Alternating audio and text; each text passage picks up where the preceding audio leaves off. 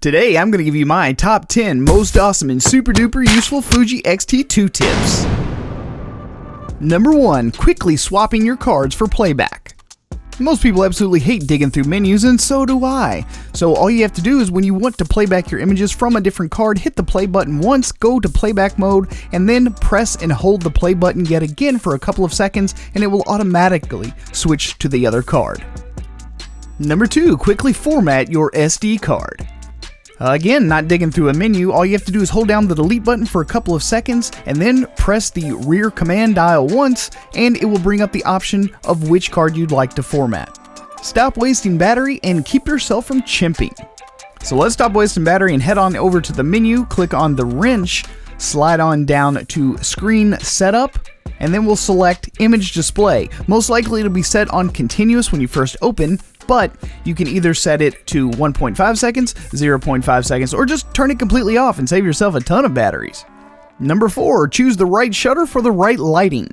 First up, head on into your menus again, drop down to the camera icon and choose shutter type. You're going to have 3 options in here: mechanical shutter, electronic shutter, and both. But as we all know, using the electronic shutter in certain lighting conditions can cause really bad banding. So easily choose the mechanical shutter when you know you're going to have some questionable lighting situations, or use the electronic shutter outdoors. Also, you can add it to your quick menu so that you can easily get to it whenever you need. Number 5. Quickly punch in to check focus. In a lot of cases, you're going to want to check focus on a photograph that you just taken. So you hit your play button and then you start scrolling with the rear command dial to zoom in to the position that you took the shot. Well, you don't even have to do that. Once you hit the play button, just click the rear command dial once and the camera will automatically jump to the focus point that you set when you took the shot. Easily and quickly jumping to the point of focus to check to make sure you nailed it. Click the rear command dial one more time and you jump back out to regular view. Number 6. Improve your shutter button. While the Fuji shutter buttons are nice, they could be so much better. With just a few seconds, you can easily attach a soft shutter button to any of your Fuji cameras. They're threaded on the bottom and have a nice little gasket that will hold it in place. I happen to buy a pack of 2 from a company called VKO. Unfortunately, made in China, but they work really, really well. All you have to do is just take it out of the package and screw it right on. It takes literally seconds, and it is a massive improvement on your finger. So if you guys are interested, I will have links to those down in the description box down below. Number 7. Using the forgotten function button.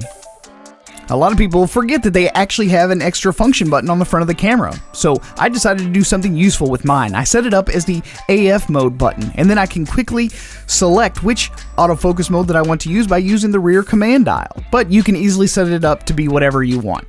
Number 8. Check your focus before you shoot.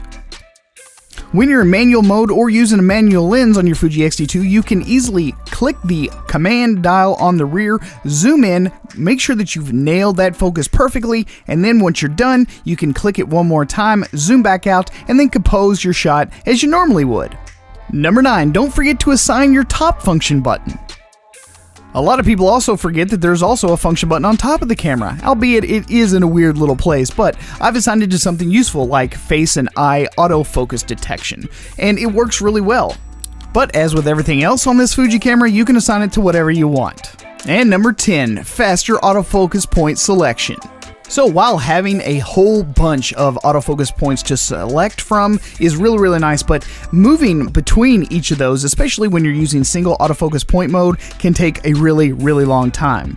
But you can make it a lot less painful. Just head on over to the AF/MF selection in your menu and drop down to the number of focus points. Switch it from 325 autofocus points down to 91. Once you do that, you're going to be able to swap between your AF points so much faster. Way quicker, but not as precise. Trade-offs.